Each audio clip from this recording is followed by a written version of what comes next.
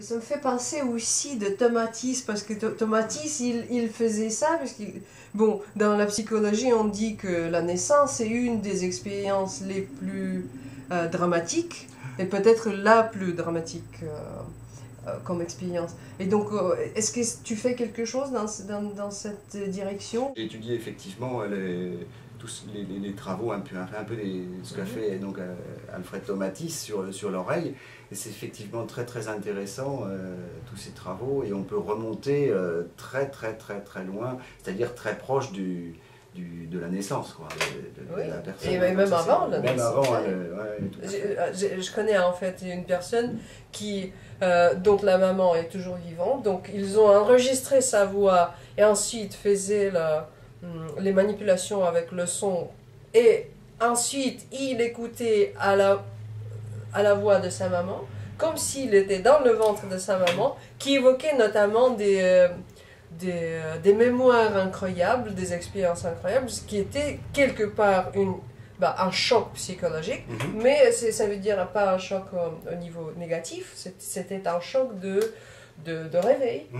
Tu peux nous raconter, avec qui travailles-tu en fait? Parce que notamment comme musicien, moi je suis musicienne aussi, et je connais que comme instrumentiste, comme compositeur, finalement c'est un métier assez... on travaille dans la solitude. On est toujours seul, on pratique seul, on se prépare seul. Par contre, le musicien qui n'est jamais avec des autres, c'est pas un musicien non plus. Donc, il faut quand même chercher le groupe des gens avec qui tu travailles. Et je veux te demander, à qui est-ce que tu travailles? Parce que c'est assez intéressant, cette diffusion des activités. Ça veut dire que, est-ce qu'il y a plusieurs cercles des gens avec qui tu travailles, ou c'est des gens qui s'entourent, qui sont autour de toi, qui s'accueillent autour de toi? Ça dépend des moments. C'est en fonction des projets que j'ai et des opportunités.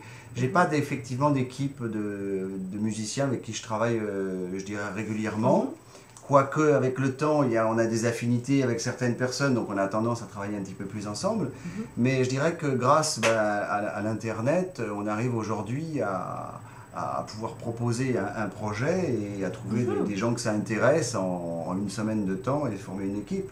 Ouais. Et ça m'intéresse aussi également beaucoup, de pouvoir rassembler des compétences artistiques venues de différents milieux, comme j'ai fait pour le Requiem de Fauré, où j'ai réuni une vingtaine d'instrumentistes qui venaient de Paris et de province. Il y avait même un Colombien, un altiste colombien qui venait de Bogota, qui était là en France pour quelques mois. Il a dit tiens, je viens jouer. Donc c'était assez extraordinaire.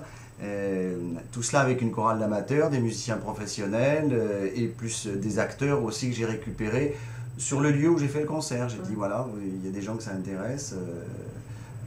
Donc j'aime bien de temps en temps me donner le titre de rassembleur de compétences artistiques. Là je suis sur un projet Bach par exemple, je suis en train de développer Bach que Jean-Sébastien Bach raconte en 12 dizaines de tableaux. Et donc il va y avoir Jean-Sébastien Bach en chair et en os, il va y avoir des acteurs qui ont joué un petit peu dans sa vie qui seront autour de lui, et il va y avoir des musiciens, des choristes, la foule, des acteurs, une mise en scène et tout ça. Mais ça va être très éphémère, c'est-à-dire que je suis en train de commencer l'écriture du scénario. Lorsque le scénario sera fini, je vais chercher les gens avec qui je vais vouloir travailler. On va se fixer une date pour monter ça, on va monter ça, 2 représentations, c'est un minimum pour amortir le spectacle. Et puis voilà, les gens qui auront participé à cet événement seront, j'espère, ravis. Et après, je repartirai sur un autre... Encore, je reviens à cette question de musicothérapie, parce que, en fait, dans la partie qui s'appelle ta pratique comme enseignant, quand tu travailles avec des choristes, tu travailles avec plusieurs chorales, n'est-ce pas? Et comment est-ce que ça marche? Par exemple, quand tu ressens qu'il y a un défaut ou il y a une lacune que tu dois remplir, par exemple avec l'écoute, comment est-ce que tu travailles? Comment est-ce que tu approches des gens? Je dirais que les exercices que j'essaie de mettre en place diffèrent en fonction des besoins. Oui, les lacunes clair. Voilà, que exactement. tu veux remplir. L'objectif, c'est se réunir pour chanter, se faire plaisir en chantant. Ça, c'est Alors, important quand voilà. même, hein, de se faire plaisir. À chaque fois que j'ai monté une chorale ou j'ai repris une chorale, je me suis présenté comme chef de chœur, mais je vous dis tout de suite, je n'engueulerai jamais quelqu'un. S'il y en a un qui se trompe, s'il y en a un qui... Non, ça fait partie du jeu. S'il y en a un qui chante faux, je ferai tout pour essayer de l'inclure dans le chœur, hein, et lui faire trouver l'écoute, parce que s'il chante faux, c'est que l'oreille est un peu bouchée. Donc ça c'est très important pour moi, le plaisir de chanter, le plaisir de faire de la musique. Et dans tous mes groupes, si tu viens un jour les voir, tu verras qu'il y a une ambiance très détendue, très sympathique, comme dans beaucoup de chorales. Mais après, justement, je vais essayer de travailler au maximum pour leur donner le maximum d'eux-mêmes, hein, pour qu'ils puissent donner le maximum d'eux-mêmes. Donc pour cela, il faut effectivement trouver des exercices, des bons exercices, pour tout de suite travailler la respiration, la justesse, la respiration, la justesse, l'articulation, l'interprétation, etc. Qui est une compréhension entre ce que je demande et ce qu'ils attendent eux.